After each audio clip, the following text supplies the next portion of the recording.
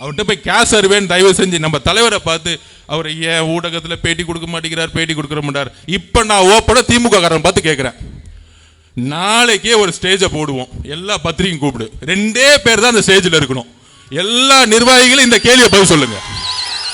ரமேஷ், ராஜ்மோகன் எல்லா பேட்டியிலும் சொல்லுங்க, சேலஞ்ச் விடுற முதலமைச்சரை பார்த்து, எந்த பேப்பர் இல்லாம உன் பக்கத்துல எந்த நிர்வாகி இல்லாம தனியால ஸ்டேஜில் வந்து உட்கார். என் தலைவர் தனியா வருவார். 2 பேரை வச்சு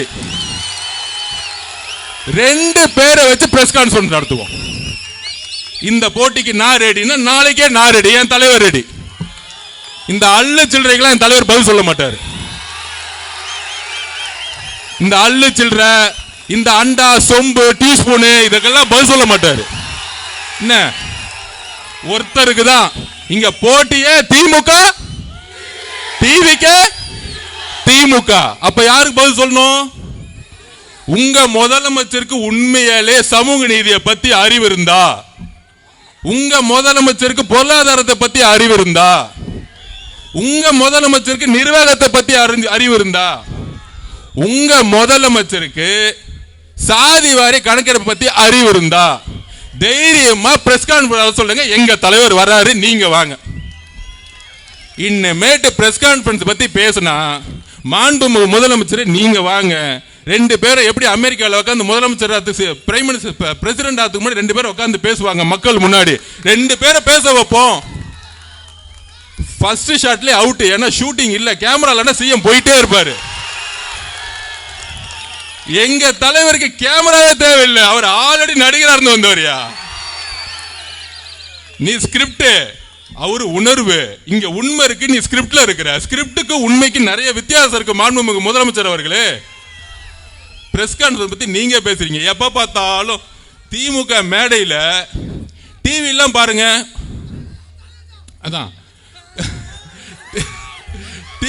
டிவியில பாருங்க, எந்த திமுக காரனும் வந்து பேசுறதே கிடையாது. டிவியில பேசுறது எல்லாம் பத்திரிகையாளர்னு சொல்லிட்டு உட்கார்ந்துட்டு இருக்காங்க. ஏன்னா பேச தெரியாத ஒரு கட்சி தான் இன்னைக்கு திமுக. நம்மளை பார்த்து பேச தெரியுமா, பேச தெரியுமா, பேச தெரியுமான்னு கேட்கிறாங்க. அப்ப உடனே நியூஸ் பயங்கரமா, பழம் நழுவி பாலில் விழுந்தது. அது கலைஞர் 2016 சொன்னாருப்பா. இது அவுட் ஆஃப் சிலபஸ் ஆயிருச்சு. இப்ப என்னைக்கு வந்து வண்டியை ஓட்டிட்டு இருக்கீங்க? பழம் நழுவி கெட்டு போன பால்ல விழுந்துருச்சு, அவ்வளவுதான் மேட்ரு. கெட்டு போன பால்ல உளுந்து என்ன பிரயோஜனம்? யார் குடிக்க போறா? அதாவது திமுக அப்படியே ஆரம்பிச்சிருச்சுன்னா, ஒரே ஒரு தலைவர், நம்ம தலைவரை பார்த்து அவர் பேரை சொல்றாங்களோ இல்லையோ, டெய்லி தூக்கத்துல இருந்து எந்திரிச்சு, தலைவர் சொன்ன மாதிரி தூக்கத்துல எந்திரிச்சா கூட விசில் அடிச்சிட்டு இருப்பாரு. அந்த மாதிரி டெய்லி ஒரு பிரச்சனை. இது எப்படி நம்ம தலைவரை ஜெயிக்கலாம், தமிழக வெற்றி கழகத்தை ஜெயிக்கணும்? நான் பஸ்ஸில் போனேன், மகாபலிபுரம் டு கோவளம் வரைக்கும் போனேன் ஒரு சர்வே எடுக்கிறதுக்காக. நானும் என் ஆஃபீஸில் வேலை பார்க்குற ஒரு தோழரும் போனோம். கேப்லாம் போட்டுட்டு போகும்போது நம்மளுடைய சின்னம் இருக்கு பாருங்க, எந்த அளவுக்கு ரீச் ஆயிருக்கு தெரியுமா? கோவளத்திலிருந்து கரெக்டாக 7-8 ஸ்டாப்பு, சாரி மகாபலிபுரத்துலேருந்து கோவளம் வரைக்கும் நான் போயிட்டு இருக்கேன். ஒவ்வொரு தாட்டி கண்டக்டர் விசில் அடிச்சுக்கிட்டே இருக்கார், ரே போலாம், இறங்கி நிப்பாட்டு. நான் அப்போதான் நினைச்சேன், எத்தனை 1000 பஸ் ஓடிட்டு இருக்கு, ஒவ்வொரு ஸ்டாப்லயும் விசில் அடிச்சுட்டே இருக்காரு கண்டக்டர். அப்ப நண்பர்களே, நம்மளுடைய சின்னம் 8 கோடி பேருக்கு ரீச் ஆயிடுச்சு. நீங்க ஒண்ணு புரிஞ்சுக்கணும், இந்த கூட்டணியுடைய அரித்மெட்டிக்ஸ் எல்லாம் தமிழ்நாட்டில் எடுப்படாது. தலைவர் மேலே நம்பிக்கை இல்லாத பொழுது பக்கத்தில் இருக்கவங்க மேல எப்படி நம்பிக்கை வரும்? முதலமைச்சர் வேட்பாளர் அண்ணன் திருமானனா? இல்லை. முதலமைச்சர் வேட்பாளர் கம்யூனிஸ்ட்ல இருந்து இருக்காங்களா? இல்லை. முதலமைச்சர் வேட்பாளர் அம்மா பிரேமலதா மேடமா? இல்லை. வேற யார் இருக்காங்க? முதலமைச்சர் வேட்பாளர் ஐயா வைகோ அவர்களா? இல்லை. முதலமைச்சர் வேட்பாளர் அண்ணன் வேல்முருகன் அவர்களா? இல்லை. நேத்து வரைக்கும் எம்எல்ஏ சீட்டு கொடுப்பாங்களான்னு நினைச்சிட்டு இருந்தாங்க. அதனால இன்னைக்கு புகழ்ந்துட்டு இருக்காரு சட்டசபையில், ஐயா எனக்கு கொஞ்சம் எம்எல்ஏ சீட்டு கொடுத்துருங்க, அப்பாவும் பையனும் புகழ்ந்துடுறேன், எம்எல்ஏ சீட்டு வேணும்னா எங்க தலைவர் விஜய் அவர்கள் திட்டா சீட்டு கிடைச்சிரும், விட்டுருங்க, நல்லா இருந்துட்டு போறார், நமக்காக நல்லா இருந்துட்டு போறார், போனா பொழைச்சு போட்டோம். ஸோ அப்ப இன்றைக்கு நம்மளை வச்சுதான் அங்க வியாபாரம் பயங்கரமா ஓடுது. ஒரு பெரிய வியாபாரியை போட்டு ஒரு சின்ன வியாபாரி வந்து போட்டி போடுவாங்களே, அந்த மாதிரி நாங்க விஜய் கிட்ட போயிடுவோம், விஜய் கிட்ட போயிடுவோம், விஜய் கிட்ட போயிடுவோம். அங்க திமுக வியாபாரம் பண்ணிட்டு இருக்காங்க. எங்க தலைவர் முதல் நாளே சொல்லிட்டாரு, 234 தொகுதியிலும் தனியா நின்று வெற்றி பெறக்கூடிய வலிமை எனக்கு இருக்கிறது. தொண்டர்கள் பலத்தை மட்டும் சொல்லல, மக்களுடைய பலம் தெளிவா சொன்னாரு. நான் வீடு வீடா போயிட்டு தான் கட்சியே ஆரம்பிச்சேன், நீ இனிமேல் தான் வீட்டுக்கே போறீங்க. அப்ப அஜெண்டா தெளிவு. நமக்குள்ள ஒரு வேக, ஒரு என்ன சொல்றாங்க, ஒரு டிவி மாயை உருவாக்குவாங்க. நீங்க 2014 திருப்பி சொல்றாரு, 2014 தேர்தல் களம் எப்படி இருந்துச்சு தெரியுமா?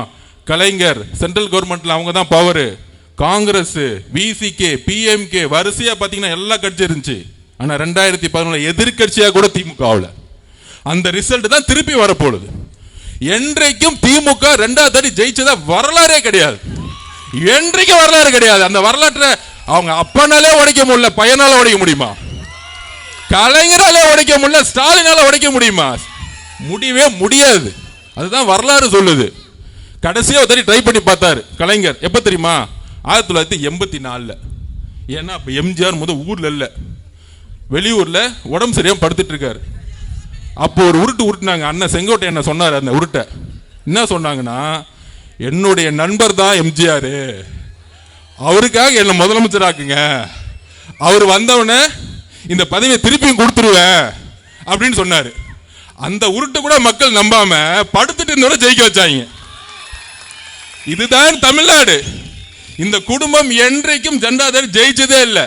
ஐயா இபிஎஸ் அவர்கள் மேல ஏற்பட்ட தோல்வினால 2021 வந்தாங்க, பிஜேபி எதிர்த்தனால வந்தாங்க. ஆனால் இன்னைக்கு நிர்வாகம் ஒட்டுமொத்தமா ஊழல் மட்டுமே அடிப்படையா இருக்கிறதுனால கண்டிப்பாக இன்னொரு முறை இந்த குடும்பம் வர்றதுக்கான வாய்ப்பே இல்லை.